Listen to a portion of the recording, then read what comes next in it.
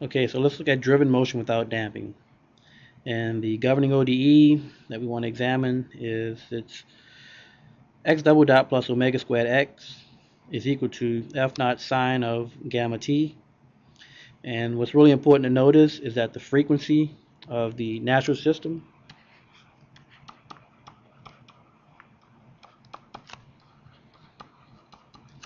which is omega over 2 pi, it's going to be different than the frequency of the driving force, which is gamma over 2 pi. Well, we're guaranteeing in this example that omega is not equal to gamma. And so you'll see that up above underneath the title, where gamma is not equal to omega. Okay, so when we solve this first, we know to solve the homogeneous part, x double dot plus omega squared x is equal to 0. And many of us may remember the solution to this, but I'll go ahead and write the characteristic equation. And if I solve this, I get that m squared equals a minus omega squared, where m equals plus or minus the root of negative omega squared, or m is plus or minus I omega. All right, so this is obviously case 3, where our homogeneous solution, xh of t, is going to be c1 cosine of omega t plus c2 sine of omega t.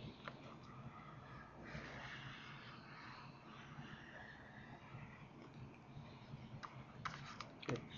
So second, we want to find a particular solution that's particular to the forcing that we have. So here, now let's find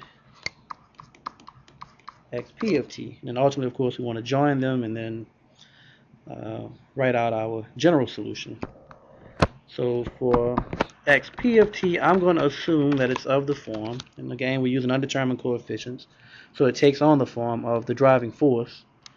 I'll write as a cosine of gamma t plus b sine of gamma t. And if I take the first derivative, I'll get x dot equals a minus a gamma sine gamma t plus b gamma cosine gamma t. The second derivative is just a minus a gamma squared cosine gamma t minus b gamma squared sine gamma t. So let's go ahead and if we join all this together into the governing ODE, where we have the second derivative of the, let's make sure we write the particular solution, plus omega squared times the particular solution that we guessed, that should equal to f naught sine of gamma t. So if we write all that, we'll get minus a gamma squared cosine gamma t minus b gamma squared sine gamma t plus omega squared times x. That's a cosine gamma t plus b sine gamma t. So I just plugged in my particular guess and its second derivative because that's what the governing ODE called for, and I want to set that equal to f naught sine of gamma t. So if I go ahead and I factor out a cosine of gamma t on the left hand side, I'll get this. Let's see.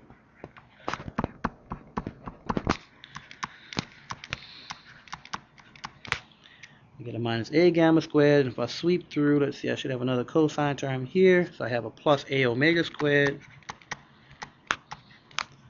And that's it. All right, so let's factor out the sine of gamma t. And I'm left with a minus b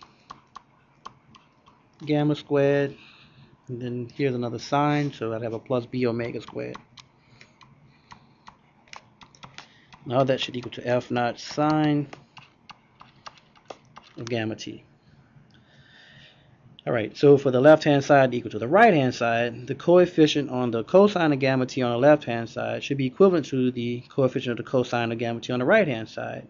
But there are apparently 0 cosine gamma t's on the right hand side. So that says that this coefficient minus a gamma squared plus a omega squared must equal to 0. And the coefficient of the sine on the left hand side should equal to the coefficient on the right hand side. So here I'll get a minus b gamma squared plus b omega squared is equal to f naught. Alright, so on this first equation, it should be clear that I should be able to factor out an a. If I do that, let's see, I'll get a times omega squared minus gamma squared equals 0. And if you recall, in the very beginning, we guaranteed that omega and gamma can't equal each other. Therefore, omega squared minus gamma squared cannot equal to 0. And so the a must equal to 0.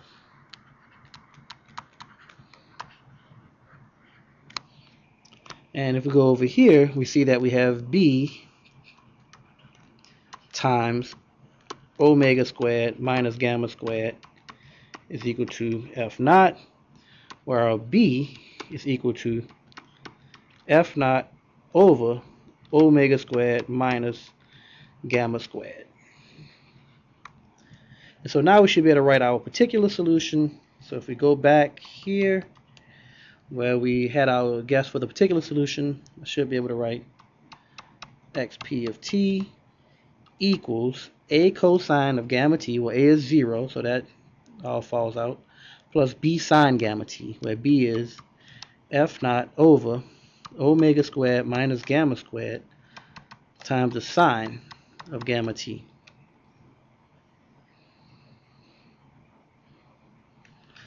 Alright, so we have our homogeneous equation here and our particular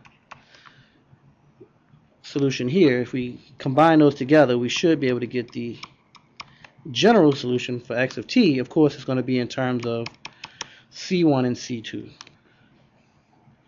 Okay, so here's the general solution for x of t in terms of c1 and c2.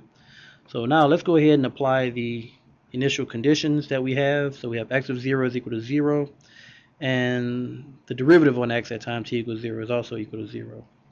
So first, let's go ahead and find the derivative of x of t, and I'll get that x of t equals a minus c1 omega sine omega t plus c2 omega cosine omega t. And if I take the derivative here in time, I have the sine of gamma t, so a gamma should come out, and the sine will go to the cosine, so I'll get plus f naught gamma over omega squared minus gamma squared cosine of gamma t. Okay, and this should be the first derivative. So now we can apply our conditions. We have x of 0 is equal to 0, so I'll go back up to the state of the displacement function, and so I'll put that 0 equals c1. The cosine of 0, of course, is 1, and the sine of 0 in both of these will just be 0, so in this case we learn that c1 is just equal to 0. Now if we look at the state of the velocity at time t is equal to 0, we get 0 equals, and again the sine term vanishes, I have a cosine term and a cosine term that when t is 0 they both equal 1. So on the right hand side I get c2 omega plus f naught gamma over omega squared minus gamma squared. And it should be clear that if I solve for c2 on this second equation, that I'll transpose the f naught gamma over omega squared minus gamma squared, which means it'll become negative, and I'll end up with gamma over omega times f naught over omega squared minus gamma squared, and of course it's going to be negative. So now we're able to write our solution. So the equation of motion just becomes x of t equals c1, which is 0, times the cosine of omega t at all t should be 0, plus c2 sine omega t. I get minus gamma over omega times f naught over omega squared minus gamma squared times the sine of omega t plus f naught over omega squared minus gamma squared sine of gamma t.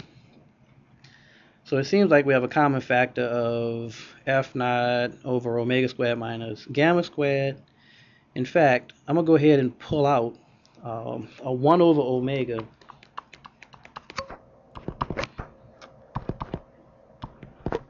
times f naught over omega squared minus gamma squared. Let's see what's left. So in the first term, I'll have a minus gamma sine omega t. In the second term, since I pulled out the 1 over omega, I should have an omega sine gamma t. But since it's positive, I'll actually put that first. I'll write that as omega sine gamma t minus gamma sine omega t.